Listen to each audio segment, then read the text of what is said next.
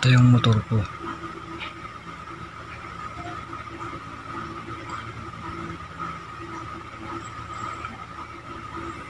Dito nakapark. Ayun.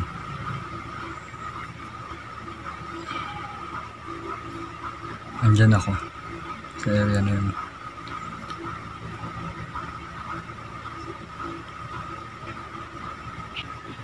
Yun na yung jeep, diba? Sasakyan. May sasakay at may bababang tao. Yung bumaba yung kumuha ng motor. Sumakay yung isa, tapos may bababang isang tao. Nagpas ng motor. Yun na, naglakad na. Papunta sa akin. Yung tao naglalakad papunta rito. Andiyan na siya. Maya i-start yung motor. Yun, i-start na niya. I-start niya na yung motor. Tinangay ng hindi pa nakikilalang suspect ang isang purple and matte black Honda Click na may plakang NRE 169 pasado alas 3 ng madaling araw ng 29 ng Oktubre sa kahabaan ng C. Raimundo Avenue, Barangay Maybunga.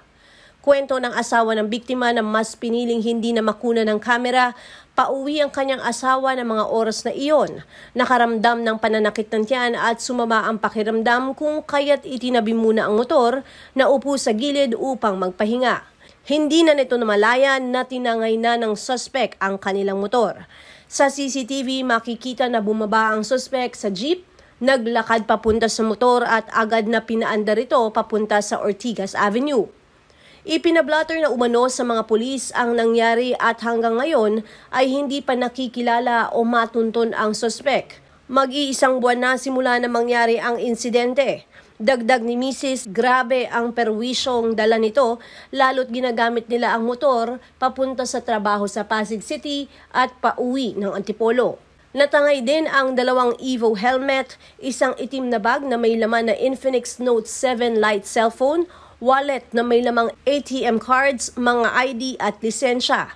Ang masaklap, nang tawagan ni Mrs. ang numero ng kanyang asawa, may sumagot sa kabilang linya. Bakit po, ate?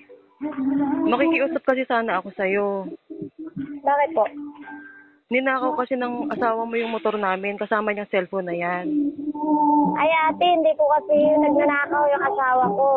Ate, paano mapupunta sa'yo yung cellphone na to? Kasama to doon sa nanakaw. Yung cellphone ng asawa ko ate, opo na maliit, basag. Maawa ka sa amin, te. Hindi nagnanakaw yung asawa ko, te. Napaka-imposible, te. Paano mapupunta sa'yo yung SIM card na to? Kasi sa lugar namin maraming tambay. Nalay ko, kung nangingi siya ng SIM card dun sa tao. Tulungan mo kami, te. Magbibigay ako ng 10,000 makapagturo lang. Kung sino yung kumuha ng motor namin. Hindi kami magrereklamo, yun lang gusto namin, maibalik lang yung motor. Tulungan mo ako, te. Kasi meron kasi ako nakikita dito, taga-Karangalan. Opo, tulungan mo ako, please. Pupunta siya ako, naiitim din yung motor niya, pero walang plaka. Black na may, purple, te. May kasama pang helmet. Dalawang helmet. Hindi ba yung motor niyo? O yung Honda Click po.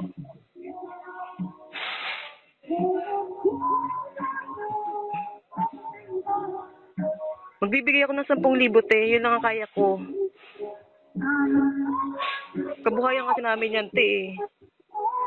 Pagsundo-sundo ng mga anak. Alam ko nanay ka din. Tinatanong ko kasi yung asawa ko, baka tawag dito, sino ba yan, ba't ayaw sagutin? Hinihin niya lang kasi itong SIM card kasi hindi siya marunong mag-register, kaya nangihingi na lang siya ng SIM card.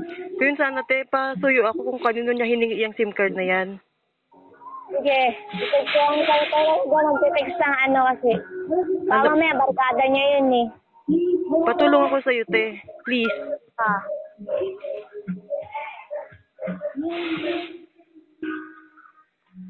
Huling natawagan umano ang numero noong 17 ng Nobyembre, ngunit minura pa umano siya ng sumagot.